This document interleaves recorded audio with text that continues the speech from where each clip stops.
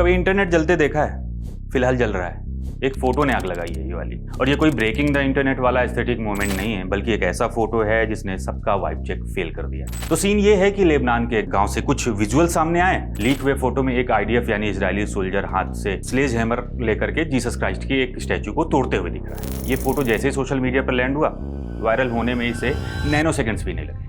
इस फोटो के वायरल होने के बाद से दुनिया में इस पर भारी गुस्सा है, स्पेशली क्रिश्चियन कम्युनिटी और लेबनान के लोगों के बीच। कैथोलिक और लेबनान के मारोनाइट चर्च ने इसे डायरेक्ट अटैक ऑन फेथ बोला है। सोशल मीडिया पर लोगों ने इसे वॉर क्राइम डिक्लेयर किया है और इसे डिसरिस्पेक्ट का पीक बता दिया है। इंटरनेशनल लेवल पर इजराइल को काफी हीट फेस करनी पड़ रही है। आयरॉनिकली लोगों का कहना है कि वॉर अपनी जगह है, लेकिन रिलीजियस सिंबल्स को टारगेट करना माफ नहीं किया जा सकता। अब भाई, जब इस फोटो पर सोशल मीडिया पर और लोगों का बैकलैश आया तो इजराइल के लिए बड़ा PR डिजास्टर बन गया। इजरायली गवर्नमेंट के साथ IDF ने एक्सेप्ट किया है कि फोटो रियल है और ये उनकी वैल्यूज के अगेंस्ट है। खुद इजरायली PM बेंजामिन नेतन्याहू ने पब्लिकली कहा कि वो इस घटना से स्टन्ड और सैडन्ड है। उन्होंने अक्यूज्ड सोल्जर के अगेंस्ट हार्श डिसिप्लिनरी एक्शन लेने का प्रॉमिस किया। फॉरेन मिनिस्टर गिदोन सार ने पूरी क्रिश्चियन कम्युनिटी से माफी भी मांगी है। ओवरऑल इस इंसिडेंट के बाद लोगों में काफी एंगर है, सिचुएशन काफी टॉक्सिक हो चुकी है एंड पूरी इजरायली गवर्नमेंट बैकफुट पर और डैमेज कंट्रोल मोड एक्टिवेट कर चुका है। ये इंसिडेंट अब सिर्फ एक फोटो नहीं बल्कि एक बहुत बड़ी इंटरनेशनल कंट्रोवर्सी बन चुका है। लेबनान वाला ये जो स्टैचू इंसिडेंट बेसिकली उस चीज़ का एक क्लासिक और मॉडर्न एग्जांपल है, जिसे कहते हैं ब्लास्फेमी। देख, in very simple language blasphemy का मीनिंग है किसी रिलीजन, गॉड या होली सिंबल्स की डिसरिस्पेक्ट करना। अब समझ, पूरी दुनिया में ब्लास्फेमी को देखने का व्यू पॉइंट एकदम डिफरेंट है और इसका इम्पैक्ट भी। कहीं इसके लिए हार्श पनिशमेंट या डेथ पेनल्टी मिलती है तो भाई कहीं पर ये freedom of speech versus hate speech की नेवर एंडिंग डिबेट बन जाती है। ये इतना सेंसिटिव ट्रिगर है ना, जिससे पूरी दुनिया में कभी भी राइट्स और वायलेंस हो सकता है। ये सिर्फ रिलीजन नहीं बल्कि लोगों की आइडेंटिटी पर अटैक माना जाता है। चलो let's travel back in time and आज एक नहीं, दो नहीं, बट 4 केसेस में देखते हैं how history repeats the same pattern again and again and her case के साथ कैसे व्यू पॉइंट्स और वाइब्स चेंज होती जाती है। 1979 में मोंटी पाइथन नाम के कॉमेडी ग्रुप ने एक मूवी बनाई, लाइफ ऑफ ब्रायन। इसका प्लॉट क्या था पता है? एक बंदा है ब्रायन जो बिल्कुल जीसस के बगल वाले घर में पैदा हुआ है और लोग गलती से उसे ही मसीहा समझ लेते हैं। जैसे ही रिलीजियस लीडर्स को पता चला, उन्होंने बोला कि भाई ये तो सीधे सीधे ब्लास्फेमी है। एंड फिर शुरू हुई इस मूवी को लेकर प्रोटेस्ट। आयरलैंड, नॉर्वे और UK के कई शहरों में मूवी बैन कर दी गई। प्रोटेस्टर्स थिएटर के बाहर प्लैकार्ड्स लेकर खड़े हो गए, बट फिल्म मेकर्स ने इस आपदा को अवसर में बदल दिया। नॉर्वे में जब फिल्म बैन हुई तो स्वीडन ने इसे the film so funny it was band in Norway कहकर प्रमोट किया। लिटरली गजब लेवल की मार्केटिंग हो गई, वो भी बिना पैसे खर्च किए। स्मार्ट। एट द एंड इस फिल्म ने $1.25 करोड़ से ज्यादा की अर्निंग की और एक कल्ट क्लासिक बन गई। लोग थिएटर्स के बाहर लंबी लाइनों में खड़े थे। बैन की वजह से फिल्म और भी बड़ी हिट हो गई। याद है ऐसी एक और मूवी थी डॉगमा। इस मूवी में जीसस को बड़ी क्राइस्ट के फॉर्म में दिखाया था, जिसमें उनका स्माइलिंग स्टैचू थम्स अप दिखाकर कूल वाइब देता था।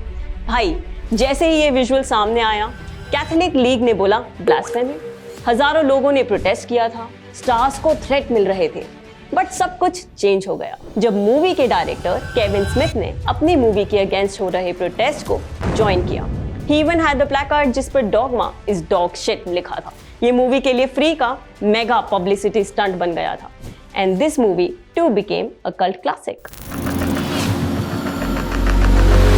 पावनी ने जो एग्जाम्पल्स बताए उसमें तो ब्लास्फेमी वर्सेस ह्यूमर वाले वॉर में ह्यूमर जीता, बट हर बार ऐसा हो ये तो जरूरी नहीं। मुनव्वर फारूकी वाले सीन में कुछ ऐसा ही हुआ था। न्यू ईयर का फर्स्ट डे था और साल था 2021 का। इंदौर के एक कैफे में मुनव्वर फारूकी अपना स्टैंड अप कॉमेडी शो करने पहुंचे थे। शो स्टार्ट भी नहीं हुआ था, उससे पहले ही एक लोकल ग्रुप के लोग वहां पहुंच गए और उन्होंने एलिगेशन लगाया, हाँ लिटरली बस एलिगेशन लगाया कि मुनव्वर अपने शो में भगवान का मजाक उड़ाने वाले हैं। बस इतना ही था कि पुलिस आई और मुनव्वर को उठा कर ले गई। उसके ऊपर FIR हुई एंड मुनव्वर को जेल भेज दिया गया। ये सब कुछ प्रीएम्प्टिव था। बार बार उसकी बेल रिजेक्ट हुई and finally after spending 37 days in jail supreme court ने बेल दे दी। बट स्टिल मुनव्वर के कई शोज, वेन्यूज और धमकियों की वजह से कैंसिल हुए। इस पूरे केस में जिसमें मुनव्वर ने उस दिन एक भी जोक नहीं मारा था, उसने आर्टिस्ट के मन में एक फियर क्रिएट कर दिया था। लोग अपने पुराने वीडियोस डिलीट करने लगे थे, स्क्रिप्ट्स में से रिस्की पार्ट्स हटाने लगे थे। ये एक ऐसा चिलिंग इफेक्ट था जिसने पूरे स्टैंड अप इंडस्ट्री को डिस्टर्ब कर दिया था। एंड आज भी ये फियर विजिबल है। ये केस आज भी एक बेंचमार्क है कि कैसे ब्लास्फेमी एक टूल बन जाता है to create fear in society. Remember the case of MF Hussain? वो तो इस गेम के पुराने प्लेयर रहे हैं। 90s के एंड में उनकी कुछ पुरानी पेंटिंग्स इमर्ज हुई जिसमें हिंदू देवी देवताओं को न्यूड फॉर्म में शो किया गया था। पूरे देश में बवाल मच गया था। उनकी गैलरीज में तोड़फोड़ की, उनकी पेंटिंग्स को जला दिया गया और FIRs उनकी तो फ्लड आ गई थी। उनको कांस्टेंट डेथ थ्रेट्स मिल रहे थे। 2006 में सिचुएशन इतनी वर्स हुई कि हुसैन को इंडिया छोड़कर बाहर जाना पड़ा। He spent his last years in London and in Dubai, that too in self-imposed exile. वैसे तो इंडोनेशिया की कॉमेडियन ओलिया रखमान का भी केस था, पर remember what कबीर said? यार ऑलरेडी बहुत लेंदी हो चुका है। बट जब ब्लास्फेमी सिर्फ एक जोक तक लिमिटेड नहीं रहती और सीधे किसी कम्युनिटी की सोल यानी उनके सबसे होली सिंबल्स को टारगेट करते, तब ये फियर रेस्टलेसनेस में कन्वर्ट हो जाता है।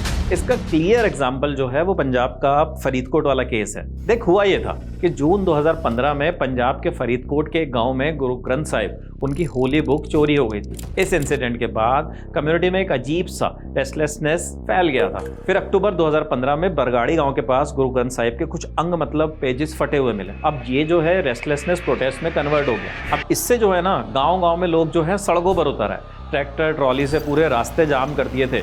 इस प्रोटेस्ट के रिस्पांस में पुलिस ने फोर्स का भी यूज़ किया।